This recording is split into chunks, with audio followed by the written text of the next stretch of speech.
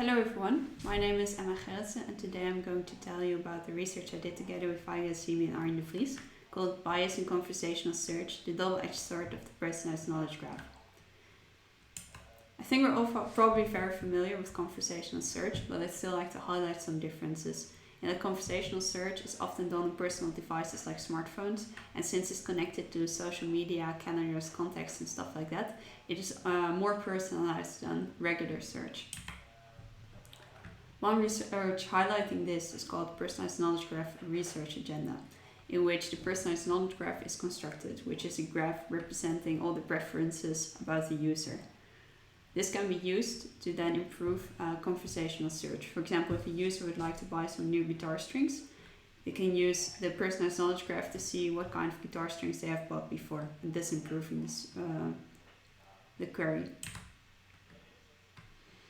However, since we now have search in a different setting, bias can also be appearing in this different setting. So what should we be aware of? Since conversational search, the answers are often shorter than a regular search, if bias occurs, it is more emphasis on it. And also, because of the high personalization, there is more place for personal bias. However, if we want to tackle these kind of biases, we also have to be aware about the differences between bias and preference, and we also still have to keep user satisfaction in place. User satisfaction is very important. If the system becomes too patronizing, this can lead to very frustrated users, and thus the user satisfaction might drop. If the user satisfaction is very low, no one will use your system, and then your system is virtually useless. Next, we will discuss the different types of biases present. For this, we use the guideline by paper Bias on the Web by Ricardo Baeziates, which discusses algorithm bias, people bias, and the combination of algorithm and people bias. First, we're going to discuss the algorithm bias, and then first the construction of the personalized knowledge graph. So, personalized knowledge graphs are often constructed through social media. However, users might use different types of social media for different scenarios. So for example, I only use Facebook for personal things and I only use Twitter for work-related things.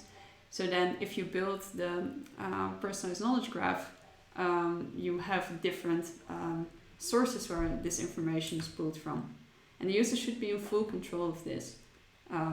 Because you don't want recommendations based on your home life, maybe when you're at work, or reverse, or you maybe want all of them to come into your personalized knowledge graph. So the user should be in full control of this.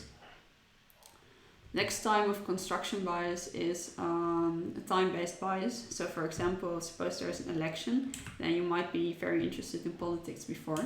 However, and that might be stored in your personalized knowledge graph.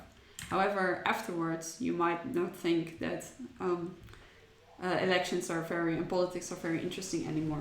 So then you don't have any interest in politics anymore. So the user should be able to remove obsolete interest from their personalized knowledge graph.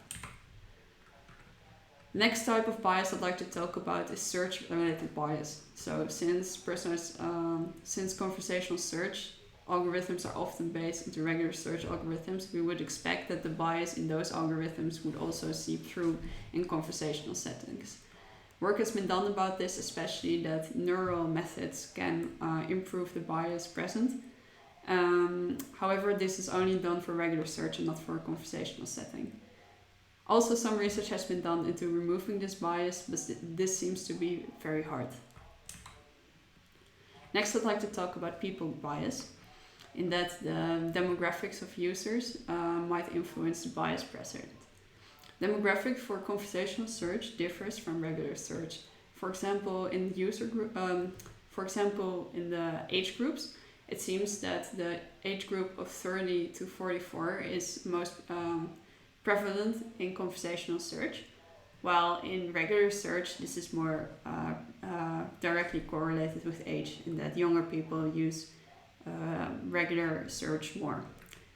Also, this can be seen in things like gender, location and language, and it seems that bias is often towards the majority group, so this should be something we should be aware of. Next, I'd like to talk about the combination of algorithm and people bias, and then mainly about the difference between bias and preference. The way why this is algorithm and people bias is because people interact with the system, and personalization occurs through the people and through the algorithms. So for example, in the guitar strings example, if you are always recommended the same guitar strings you always buy, that might be very good, but there might be a better deal which you have never seen. Well, this is not very severe. We can think of more severe examples. For example, with political questions. If the political questions are highly tailored towards your political preference, that might be nice, but then you also might never change your opinion and never be presented with something outside of your comfort zone. And then to make it even worse, on the topic of fake news, if you really believe in fake news, you might always get presented with something which is in line with your opinion. However, through that, you might always stay in your echo chamber. So how do we handle this? First option is to stay ignorant. However, this is not a very wise option, which can be seen with the chatbot Tailor created by Microsoft. This was a chatbot which should act like a 16-year-old girl. However, internet trolls wanted to change this and wanted to see what they could do. So within 24 hours, through the way they messaged with Tay had become sexist and racist and a drug user. So very bad things can happen if you let the system roll freely, and the system should definitely be able to detect this. So this is a very bad idea. So then what can we do? One option is to have the user in control and to make it be able to do that through the user interface. This way, users can specify how much diversification or personalization they want for an answer. So you can imagine that sometimes you want a more diverse answer if you're researching for a project, and sometimes you want 100% personalized answers, maybe when you're looking for something you've always bought. So an example for this would be if a user wants to know about the godfathers of AI, and then the system can answer that Hinton, LeCun and Banjo are the winners of the Turing Award, but they can also say, hey, maybe you want to know some important female researchers in AI to have some more diversification. And then the user can say interesting, and then the system can tell about Faegheh, who designed the ImageNet challenge, which made many of the advances in AI possible. Next thing we can do is a reflective strategy. So this is a strategy where the user tries to detect bias in the system, and the system tries to detect bias in the user. But this might not always lead to what the user expects. So for example, if the user really wants to know about fake news things like adding pepper to your soup can prevent COVID-19, then the system can say that this might be controversial. And then if the user keeps asking about it and likely gets frustrated, then the system can say, here is a link of the WHO saying that this is fake news. So what do we want to change, and how do we detect bias? So first of all, a lot of work on conversational search, often evaluation is done with user experiments. However, this is mainly focused on user satisfaction, and we think that bias should also be measured and evaluated in this. Next, in many offline evaluation settings, many systems are designed for question answering. So in that, bias is harder to measure. On top of that, bias does not really have a well-defined definition. So that makes it also hard to evaluate. So in offline evaluation, we have to focus on the influence of personalization instead. So what do we mean by that? An indication of where bias can occur is how much personalization has occurred. So you can measure the difference between the results you get and the results someone completely opposite to you get. If this is a very high difference, then a lot of personalization has occurred, and then maybe a lot of bias has occurred.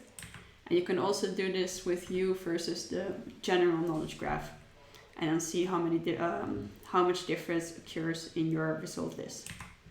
So a big difference might indicate large bias. However, this still doesn't have to be undesired. Like we said, sometimes you're looking for something very specific, and then this might be exactly what the user wants. Next, to measure user satisfaction, we think it would be wise to do this with Wizard. So a wizard is a human acting like they were an AI.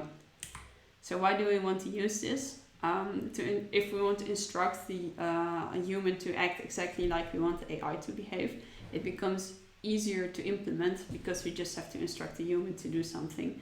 And then it's also easier to measure user satisfaction because the human can get, being the wizard, can get some indication for that. And then also the user can rate how many times of how satisfied they were with the conversation, and also the wizard can see if the user repeats questions, being an indication that the user got frustrated.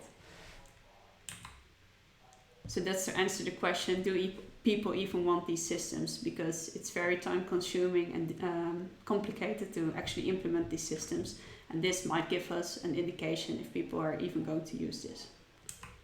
So with that, I'd like to conclude our paper. So we spoke about the distinguishment between bias and preference, and that it's very difficult. We spoke about the different types of bias in algorithm, people, and both. We talked about the diversification, which can be done by the UA. We then spoke about the mutual reflection on user and system bias. And last, we spoke about how do we measure bias, both in user satisfaction and through offline evaluation. So the takeaway is, please keep this bias in mind while developing your system. And if you have any questions, please let me know or email me at this email address listed below. Thank you for listening.